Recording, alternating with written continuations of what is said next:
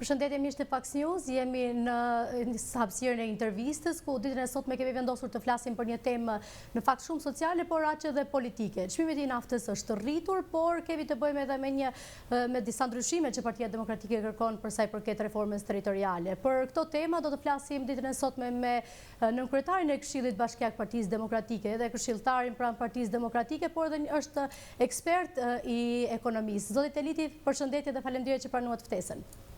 Faleminderit për ftesën, kënaqësi.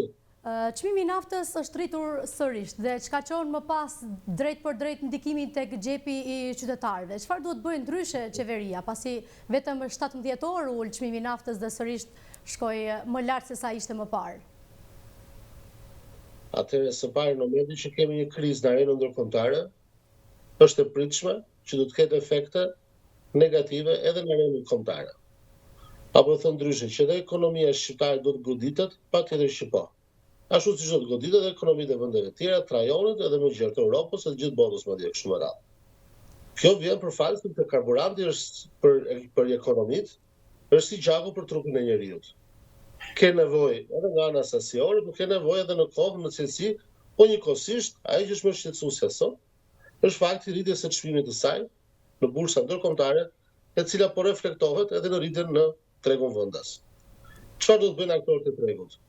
Aktorët e tregut së pari dhe konsumatorët dhe bizneset do të jenë më racional në konsumin e tyre, por mbi të gjitha, aktori kryesor i tregut sot, i cili ka për detyrë dhe kompetencë për të ndërhyrë momente krizash, që është shteti, duhet të marrë pikat si afat shkurtra ashtu dhe afat gjata për të minimizuar, jo për të eliminuar, se efektet negative nuk eliminohen dot në totalin e tyre, por për të minimizuar efektet negative që do sjellë kjo krizë në arenën ndërkombëtare, e cila përkthehet edhe në krizë në arenën kombëtare. Dhe cilat janë masat konkrete afat shkurtra? Ulja e barrës fiskale, e cila është rritur këto vite. Nafta në çdo vend taksohet, absolutisht po, dhe Shqipëri ka për të taksuar. Po që kemi sot që 60% e çmimit të përbëhet nga taksat mbi karburantin, kjo është e papranueshme. Në asnjë vend botës nuk mund të taksohet një produkt, një mall mbi gjysmën e vlerës së saj. Është absurde. Nuk mundet që ai që e prodhon, që e transporton, të nxjerrë dhe fitime në arenën kombëtare me pika karburanti, me importues, me ato trailer të mëdhenj që do vinë me anijet, të gjithë këto bashkë me fitimet e tyre, me kostet e tyre, marramocet përbëjnë 40% të çmimit. Ndërkohë kjo autoritet tjetër që është shteti shqiptar, qeveria, rrit duar kryq, s'bën asgjë, thjesht mban regjistrin sa hyri dhe sa doli, këta marrin 60%, nuk është normale. Sa është mesatarja e vendeve të OECD-s? Është nga 35 deri 45% është taksë. Kështu që ai që ne kemi propozuar dhe kuvendin e Shqipërisë, është ulja me njëhershme të taksës qarkullimit. Ulja me njëhershme do të çonte 240 lekë të paktën me njëherë, sot të vjetra, ulje çmimi automatikisht. Kjo të çmimi sot është 214 në tregun me pakicë, do të ishte direkt 1900 lekë çmimi i naftës. Kemi propozuar uljen e sistemike që quhet të aksizës. Sepse përveç të taksës qarkullimit që është rritur gjatë këtyre viteve, qeveria ka 3-4 vite që edhe indekson me normën e inflacionit taksën e qarkullimit. Aksizën në Shqipëri. Dhe është rritur veç atyre vite si me 40 lekë, ka përfshirë 40 lekë aksizën në ulinë e Shqipërisë, edhe 40 lekë të tjera. Pra duhet të jemi të qartë dhe konkret, nuk i eliminon dot efektet negative. Por është absurde sot që një ekonomi si kjo jona, e cila është më e varfër në rajon, me papunësi më të lartë në rajon, me thithjen e investimit tuaj direkt më të ulët në rajon, me korrupsionin më të lartë në rajon, me migracionin më të lartë në rajon, me dy sektorë të saj që është bujësia dhe industria prodhuese që janë në recesion për 3-4 vitesh. Tashmë që po futet problematika dhe pjesa e turizmit si pasojë të çmimit të karburantit, duhet që qeveria një herë më parë të sakrifikojë. Dhe janë instrumentet afat shkurtër, janë rishikimi taksa pra ulja e tyre dhe rishikimi urgjentisht i buxhetit shtetit. Nuk mundet të mbash në këmbë një buxhet shteti për 9.1 miliard eurosh, sigur të jesh në kohë paqe. Nuk jemi në kohë paqe sot. Nuk jemi në kohë paqe, do ta kuptojnë qeveritarët. Këte kanë ngritur bordën e transparencës, sepse kanë deklaruar luftë ekonomike, pra betejë ekonomike, ajsa kanë qenë të detyruar sipas tyre për ngritur bordën e transparencës.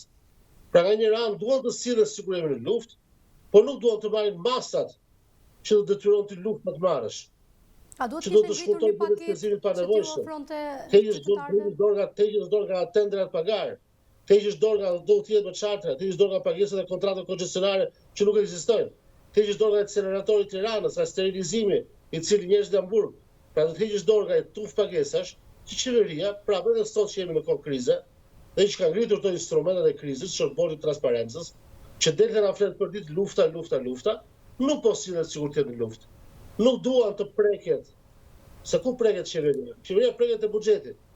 Nuk duan që të preket buxheti, fare absolutisht. Ndërkohë buxheti i familjes po preket ditët dhe po rëndohet një më shumë, dhe buxheti sipërmarrës po rëndohet. Pra nga tre aktorët që ka tregu, konsumatori, biznesi që pranon dhe shteti që është në krye, shteti s'do që të preket fare absolutisht. Se thotë unë kam dhe gurin dhe arën, thotë, s'dua të bëj uljen e taksave, s'dua të rishikoj buxhetin, s'dua të marr paketa mbështetëse. Po historia çfarë ka treguar? Që vjen një moment pastaj që qeveria do detyrohet të marrë paketat mbështetëse, siç ka bërë në kohë pandemisë, ashtu edhe në kohën kur filloi lufta në Ukrainë në vitin 2022. Por çfarë konstatoi Fondi Monetar Ndërkombëtar? Që paketat mbështetëse që u ndërmorën atëherë nga qeveria, së pari ishin të vonuara në kohë, pra nuk dhanë efektin e pritshëm. Së dyti, ishin 4 herë më të ulta se paketat mesatare që morën vendet e rajonit, Kosova, Malizi, Maqedonia e Veriut, Serbia kështu me radhë. Pra ishin edhe minimaliste. Dhe vetë Fondi Monetar Ndërkombëtar konkludoi që dy paketat, si të 2020-s ashtu të 2022-shit, praktikisht nuk dhanë asnjë rezultat. Fatkeqësisht po shohim që edhe në këtë moment që jemi sot, që ka mbi një muaj që ka filluar konflikti, ku Italia ka marrë masa, Spanja ka marrë masa, vendet e Europës ka marrë masa, Kosova ka marrë masa, Serbia ka marrë masa, Maqedonia e Veriut ka marrë masa. Të vetmi që s'ka marrë masa jemi ne. Kush po përfiton nga gjithë kjo rritje çmimi, zoti Teliti? Atëherë, do humbasin qytetarët, do humbasin bizneset. Patjetër është kosto kurrizin tonë. Por ama TVSH-ja e çmimit të karburantit, që është 20% e vlerës, sa më i lartë është çmimi, aq më shumë TVSH do argëtohet në arkën e shtetit. Pra po thoni shteti që çmimi ka qenë i lartë, i rritur, në arkën e shtetit kanë ardhur disa 10 milionë euro më tepër, si pasojë të TVSH-s. Mund të bëjmë edhe llogaritë po duash. Po të keni diçka parasysh. Vitin e kaluar, vitin 2025 për shembull, në tregun shqiptar janë tregtuar 1.1 miliard euro karburant. Me atë 1.700 lekë litri. Po tashmë që është bërë 2.200 litri. Do të tregtohen, po të kesh rritin volum, 1.6, 1.7 miliard euro në tregun vendas.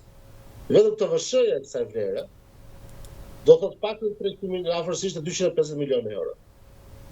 Pra kemi TVSH e cila 250 milionë euro, nga të cilat vetëm efekti si rritjes çmimeve, dhe pse kjo është pak e gatruar si aritmetik, më themi, do të shpakti 50 milionë euro shtesë në arkën e shtetit.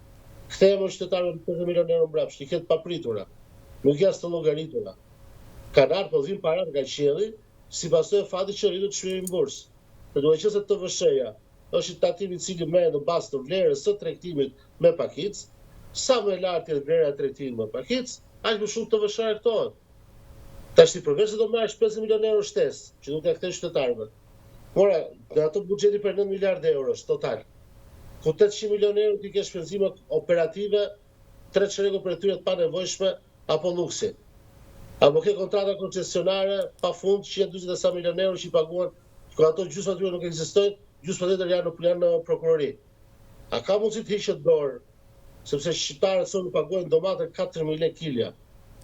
Është rritur këto ditë fundit në çmimi i vezës, është në çmimi i qumshit, por do rritet shumë shpejt çmimi i miellit, që do vetë reflektime të buka, por rriten produkte bazë, vaj, miell dhe sheqeri, por rriten kudo, po e ndjejmë gjithë kudo, kush bën pazar, e kupton që sot ai qese me ushqime kushton nga 10 deri 25% më tepër varësisht të produkteve që ti merr, dhe të ma kanë konfirmuar vetë operatorët e tregut gjatë ditës fundit që kam qenë në kontakt me ta. A ka mundësi të merren këto masa jo për të përshirë, jo për të eliminuar, se efekte negative ti nuk eliminon dot, po për ta minimizuar. Apo e thënë ndryshe nderuar. Por kur një trup është i smur, nuk është ai shërohet si ditë e parë që shkon në spital. Pa i shkon në spital, dhe duke marrë trajtimin e duhur, ilaçet e duhura, dhe në kohën e duhur, ai pas disa javësh apo pas disa muajsh arrit të shërohet. Kështu është sot edhe ekonomia shqiptare, ishim në krizë. Se ishim në krizë. Ishim vendi me 42% të popullatës shqiptare në varfëri apo rrezik varfërie sipas Eurostatit. Ishim në krizë. Tani kjo goditje tjetër do ta shtoj akoma dhe më tepër krizën. Tani ky mjeku që është në tojza shteti, kur do mendoj për të ndërhyrë për të shëruar të pacientin, pacientin ekonomisë shqiptare? Apo dhe lejë, sot rregullohet vetë, shërohet vetë smundja. Cila smundje shërohet vetë? Ja, si pa ndërhyrje. Pra kemi mjeku që e paguajmë, pra që është shteti mjeku, dhe ne paguajmë me taksat tona, por kur vjen puna për të dhënë ilaç të ekonomisë, për të thënë mbrapsht ekonomisë, nuk ja kthen këto para. Dhe sot është më tepër nevojë se kur, se përsëris kemi dy sektorë të ekonomisë, si bujqësinë, ashtu edhe industrinë prodhuese, që sipas vetit statit, janë deklaratat zyrtare të statit, njëra prej vitit 2021, bujqësia, dhe për 2022, industria prodhuese janë në recesion dhe vazhdojnë të jenë në recesion. Dhe kjo goditje i godas akoma dhe më tepër, se fermeri ka nevojë për karburantin. Ai që ka sera duhet karburanti për serat, dhe për çdo produkt duhet karburanti për transport. Ose rritja, kishte lajme radhë sot, rritja të çmimit të biletave për udhëtimin midis qyteteve. Ai ka kohë të paguajë qytetarët, të paguajë njerëzit. A ka mundësi të bëjë pakta njerëz apo të lejmë në mëshirë në fatit, ashtu siç bëm në periudhë pandemie dhe në periudhën 2022 kur filloi lufta e Ukrainës. Kur i lejmë mëshirë fatit, e pam se çfarë ndodhi. Varfëria shtohet dhe shqiptarët largohen. Nëse ky është qëllimi i saj, i qeverisjes, që ti varfërojë shqiptarët që ata të largohen, ky është qëllimi i gurzi. Po flas për qeverisje racionale, e cila sot e përsëri është vonuar në marrjen e masave. Kështu që kjo është panorama më e përgjithshme dhe qëndrimi i këtë çështje. Po, për sa i përket reformës territoriale që ju e keni cilësuar në fakt si një reformë, një dështim, cilat janë pasojat më të rënda që qytetarët i kanë ndjerë dhe që vazhdojnë t'i ndjejnë edhe sot? Kam një pyetje për ju, është pyetje retorike, më thënë drejtën. A më thoni dot një fshat i cili është zgjaduar në popullat gjatë tyre 10 viteve të fundit? Asnjë. A më thoni dot në një bashki përveç bashkisë Tiranë, e cila është zgjaduar në popullat? Asnjë. A më thoni dot një bashki e cila ka pavarësi financiare, autonomi financiare të vetën, që ja solli kjo reforma territoriale e miratuar këtu 12 vite më parë dhe që hyri në fuqi në 2015? Asnjë. Përveç Tiranës asgjë s'ka. Përveç Tiranës asgjë. Dhe Tirana është mbajtur në këmbë, sepse dim shumë mirë që taksa kryesore që merret sot është taksa mbi ndërtimin, taksa betonit. Në vitin e kaluar ishin pothuajse 150 milionë euro që erdhën nga taksa betonit, zëri kryesor i buxhetit të Tiranës dhe dormuesi në të ardhurat e veta ishte zëri që vinte nga taksa betonit, taksa betonizimit, e cila po sjell ditë ditës ulje të cilësisë jetesës tonë. Po bën godina të bukura. Pa do godina të bukura të njerëz, punon njerëz. Pa do ka nevojë për transport, ka nevojë për vende parkimi, ka nevojë për shërbime.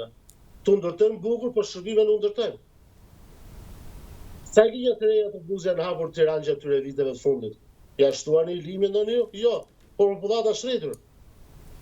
A dini ju në Tiranë të shtuani metër katror trotuar gjurmë e re, jo rikonstruksion, mirëmbajtje. Ti ndërtuani trotuar e ri në lagjet tona kur ne jemi lindë rritur. Jo, më nuk është shtuar, po popullata është rritur. Do të thotë që dëmësia është rritur. Po i vënë sa më një zonë, sa më dëndur tjetë, aq i pak cilësore bëhet edhe për të jetuar. Tani i zhvishë Tiranën, ti më thonë më një bashki të suksesshme. Ato bashki që janë të vitura në borxhe, bashki që sot problematikën kryesore të saj, kanë aspektin financiar madje. E kanë aspektin që janë larguar nga qytetari. A e dini ju që në bashkinë e Tiranës, që sot menaxhohet edhe nga modeli Veliaj, është edhe fshatari i dashur i Zot Bastarit. Dhe fshatari i dashur i Shëngjergjit. Për të shkuar Zot Bastarit nderuar, duhet të marrësh makinën në bashkinë e Tiranës, të dalësh të shkosh hysh në bashkinë e Kamzës, të dalësh nga bashkia e Kamzës dhe pastaj të futesh në Zot Bastar prapë në territor bashkisë Tiranës. E ka ndarë Zoti me mal, i ka vënë malin e dajtit mes. Zot Bastari andej ka thënë Tirana këtej. A dini që Tirana fillon që në kufi me helmasin e kavajës? Po si mund të jemi vëmendje nga një kryetar bashkie, kushdo qoftë ai, edhe ti dhe unë mund të ishim. Si mund ta kesh një vëmendje që ti e larguar kaq shumë nga territori, se ke bërë territori aq të mëdha, sa një kryetar bashkie ka të pamundur të përgjigjet kërkesave që ka territori. Ndërkohë që përpara, me të vërtetë ishin shumë komuna dhe bashki. Po, ne duhet reduktuar numrin. por reduktua aq shumë sa humb kontakte. Më mirë numri i madh bashkisë që ka shumë përpara, 372 komuna dhe bashki, po çama ata kishte zgjedhur vendor atje, në vendin e tyre, që kishin mundësi ta takonin. Më thonë dot ju jeni gazetar duke takonin dot Kjerë Romelin, sa ishte në kryetë, duke takonin dot. Edhe për shtyt punës tonë duke takonin dot. Jo më qytetari thjesht cili ka nevojë për ta takuar kryetarin e bashkisë, kryetarin e komunës, administratorin e lagjës Z. Një person i cili zgjidhet me vota qytetar që është përgjegjës nga Ndroqi, më falni, nga Teza, në kufi me helmasin e Kavajës, është jug në Kavajës, dhe që shkon deri në Zall Bastar, në kufi me Peshkopin. Si mund t'i përgjigj ai atij katunarit atje? Atij robët, atij njeriu familjes atje. Pse i zbaduan aq shumë këto zonat e bashkive, sa u bën të pakapshme, të pashërbyeshme. Dhe çfarë keni parë gjatë këtyre viteve? Çfarë bën? Bën rilindjen urbane, qendrat e qyteteve. Rregulluan qendrat e qyteteve, vendosën ca pemë, vendosën ca palma, vendosën ca gura të bukura atje. Ndërkohë investime në fshat nuk shohim.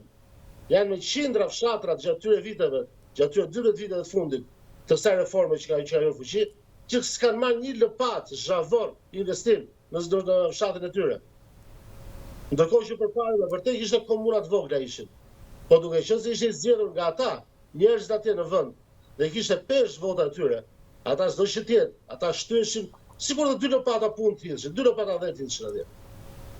Po, zoti Teliti, po në të njëjtën kohë keni rënë edhe pak në dakord, dhe tashmë jeni ulur në tavolinë opozit majorancë për sa i përket reformës territoriale, dhe kjo çdo vit para zgjedhjeve në një farë mënyrë është bërë ky debat. Dhe pyetja është kur do të marrë fund, a do të kemi sërish ndryshime dhe çfarë garancie do t'japi opozita që nuk do jenë më këto probleme? Së pari, çdo të kemi rënë dakord, që jemi ulur.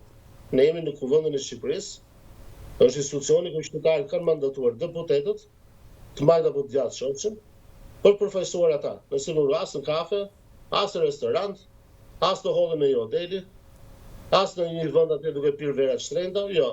Jemi ulur në Kuvendin e Shqipërisë ku na kanë mandatuar qytetarët e Shqipërisë, 140 deputetët, për të përfaqësuar ata për interesat që ata kanë. Ne jemi duke kryer detyrën tonë. Kështu, detyra jonë është të ofrojmë sot qytetarëve të Shqipërisë një model të reformës administrative territoriale që është eficiente, që është e duhura, që afron shërbimin lokal, e afron të qytetari, e afron të fshatari, e afron të fermeri, e afron të sipërmarrja, jo të largoj, siç e largoi kjo aktuale që është në fuqi. Ku e përsëris lulëzojnë qendrat e qyteteve, po ama ku ti del në rrethina, sa del në periferi të qytetit apo në rrethinat, në zonat rurale, atje nuk ndihet fare absolutisht prezenca e pushtetit vendor. Duket thjesht një herë në 2 vite ku ka zgjedhje, një qendrore lokale, që duken zyrtarët publik, punojësit e bashkisë për të marrë votat e radhës. Pra, nëse do vinit në pushtet, thoni që do ndryshoni hartën territoriale.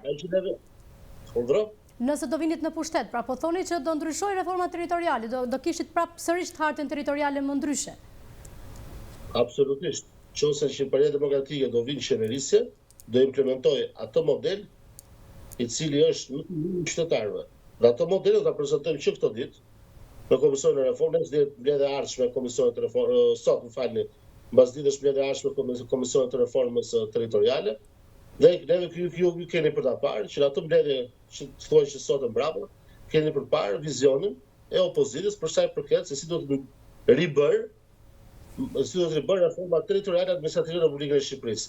Ne konsiderojmë reformë territoriale administrative. Ndërkohë në vitin 2015 ju keni parë u bë thjesht një reformë elektorale, ndarja hartash, ndarja kufish. Hamza dhe Paskuqani që janë pjesë e Tiranës, që nuk di se ku ndahen, u bën bashkim vete, kurse ajo mbrapa Marit Dajtit u dha Bashkisë Tiranës. Pse u bë? Thjesht për aritmetikë elektorale. Tani nuk duam aritmetikë elektorale, duam aritmetikën e qytetarit, që i shërben qytetarit, dhe që bën atë jetesën e tij pak më të lehtë. Jo se të zgjidhim çdo hall që kanë njerëzit, jo absolutisht.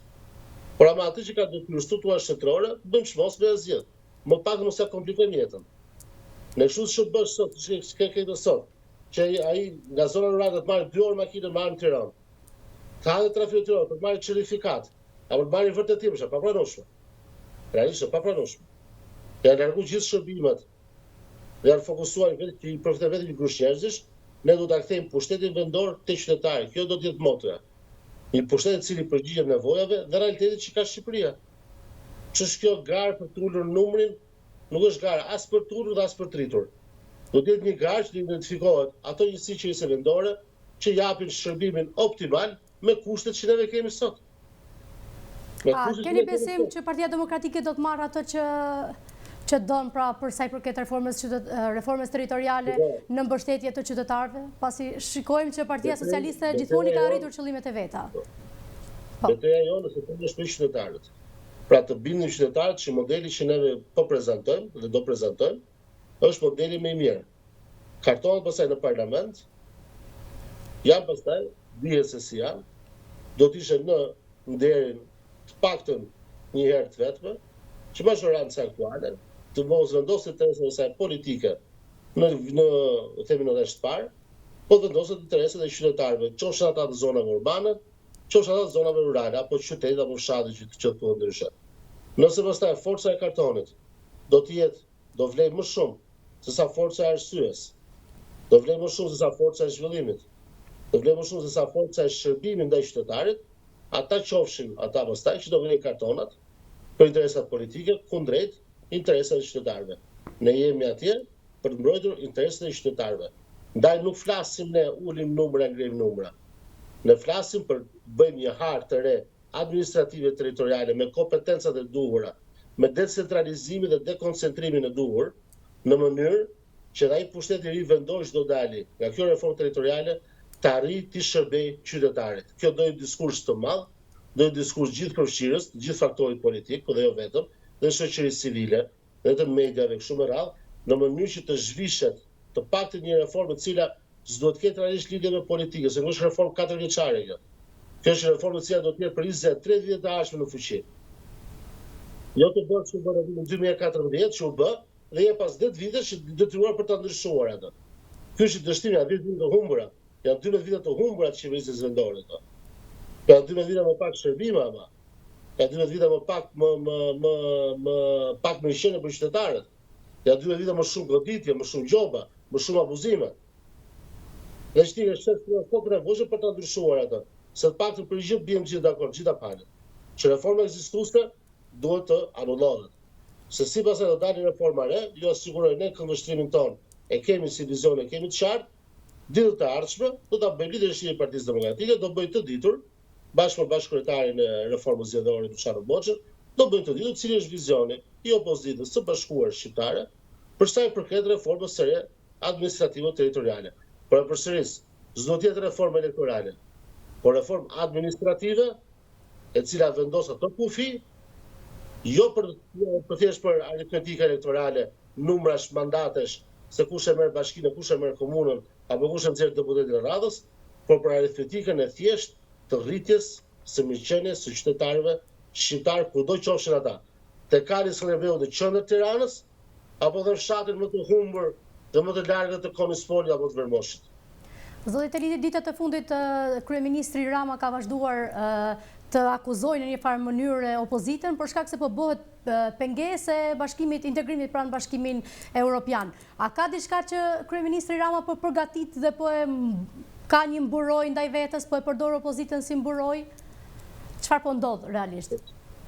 Në fakt, si e bllokojmë në integrimin? Në çfarë forme? Çfarë po do të bëjmë integrimin? Si? Se ta pyetje do të thënë pyetje që nuk ekzistojnë.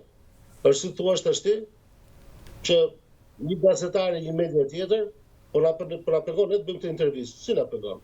Unë dhe ti po bëjmë intervistë. Edhe integrimi evropian është palë europiane, është palë shqiptare profesuar nga qeveria. I ka bërë detyrat palë shqiptare apo si ka bërë? Se nuk ka penguar opozita arrestimin e Ballukut. Ka penguar qeverisi. Nuk po mbron opozita Ballukut, po mbron qeveria. Nuk i zhduk të dhe në opozita, i zhduk qeveria. Nuk po ndërton punën dhe pa hekur opozita, po ndërton qeveria. Nuk janë rrugë të opozitës, po që rëshka, se rrugë të qeverisë, që ka shkandu qeveria. Nuk i bëjmë tendrat në pagar, i bëjmë qeveria. Nuk i themi neve, horrave, hajde futu në parlament, i ka futu qeveria. Nuk i bëjmë neve maskaren drejtora, apo ministra së nësmi qatjen, ta që i kap të kriminalizimin, falni. I ka bërë qeveria. Qa kemi penguneve? Qa të bërgave? të themi që nuk ekziston varfëria në Shqipëri. Po më ekziston varfëria në Shqipëri, ta thotë Eurostati. Po kur ne përdorim shifrën e Eurostatit që kemi 100.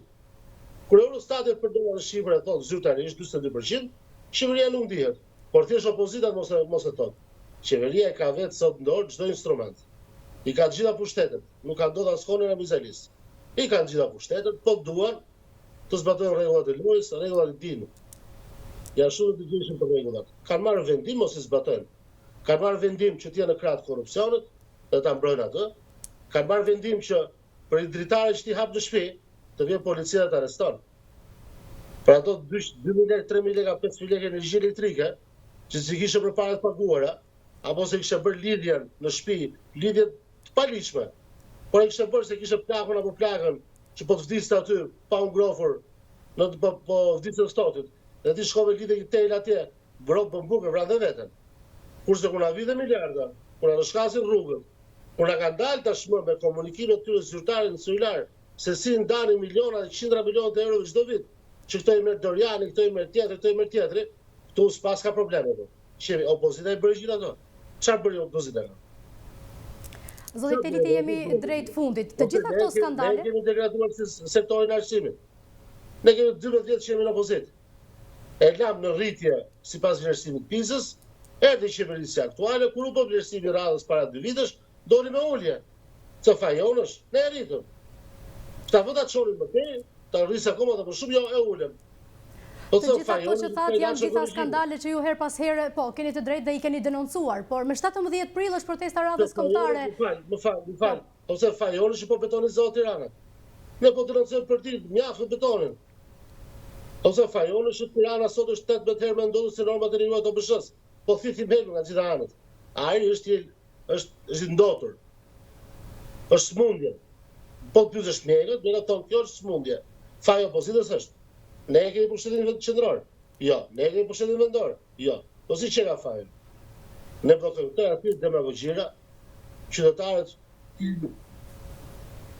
qarë për çfarë ndodh, t'i japin haku çdo kujt, edhe ne kemi kusuret tona, edhe ne do të bëjmë ato përmirësimet tona, po s'kemi asnjë faj, dhe s'kemi asnjë lloj detyrimi për këto që na ngarkohen padrejtisht nga ana e liderit mazhorancës. Ja thjesht deklarata politike, nuk është era parë që ka bërë, i kemi dëgjuar dhe herë tjera, ja thjesht fjalë boshe. Me 17 prill është protesta radhës kombëtare e opozitës. Çfarë do të bëjë ndryshe Partia Demokratike për realisht pas gjithë këtyre denoncimeve që keni bërë? Do vazhdoni me këto denoncime dhe çfarë do të ndodhë që realisht majoranca të tundet pak nga protestat e qytetarëve?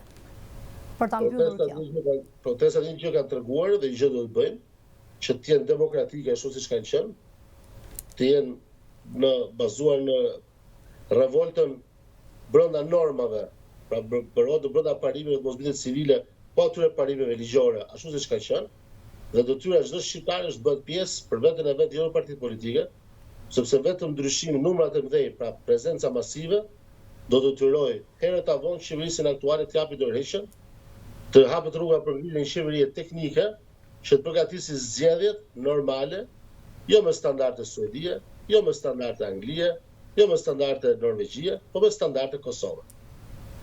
Siç bëri Kosova zgjedhje, ashtu duhet të bëjmë dhe ne.